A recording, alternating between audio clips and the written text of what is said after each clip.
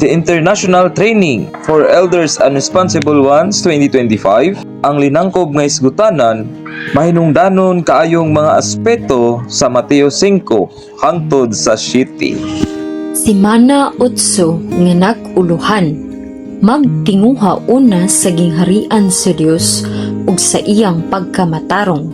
Kini mao ang pagpadayag. Kini nga talamdan dunay duha ka mga Roman numerals ug gibahin sa duha ka pagkabahin.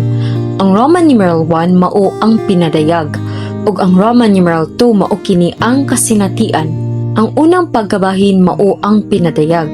Gisgutan sa Roman numeral 1 ang gingharian sa Amahan.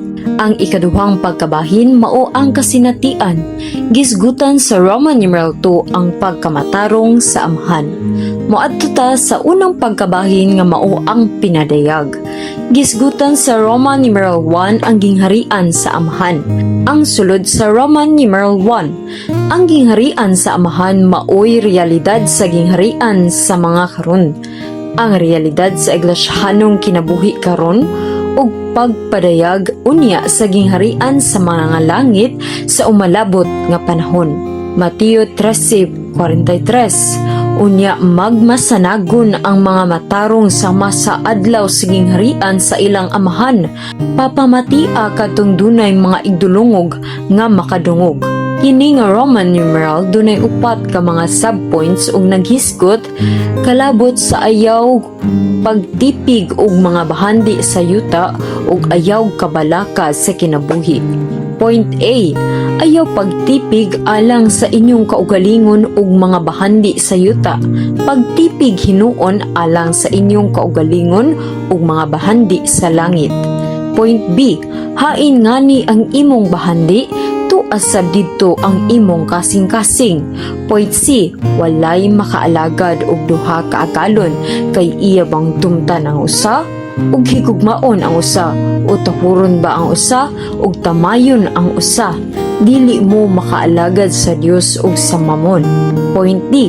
Ayaw kabalaka sa imong kinabuhi, kay mabalakong naninguha alang ning tanang butang ang mga hintil. Ayaw kabalaka alang sa ugma.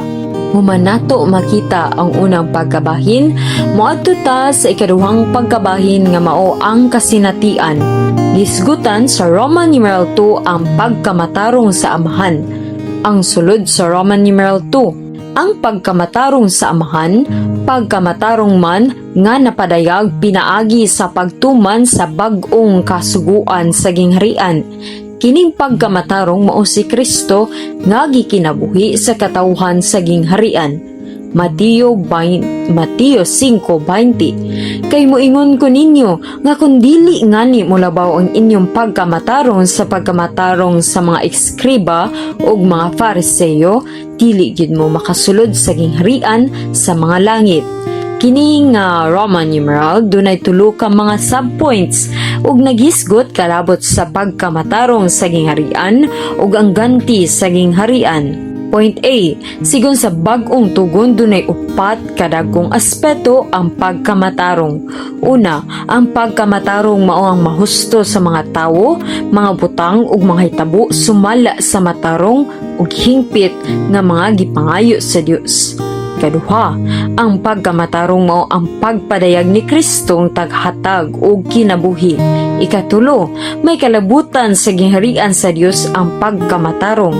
Ikaupat, may kalabutan ang pagkamatarong sa pagkahusto nato sa Dios sa atong pagkatao. Point B.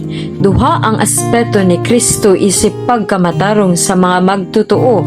Una, naghulagway ang labing maayong kupo ni Kristo nga pagkamatarong sa Dios nga gihatag sa mga magtotoo aron aron motabon nila sa gawas isip objektibong pagkamatarong nila at bangan sa Dios.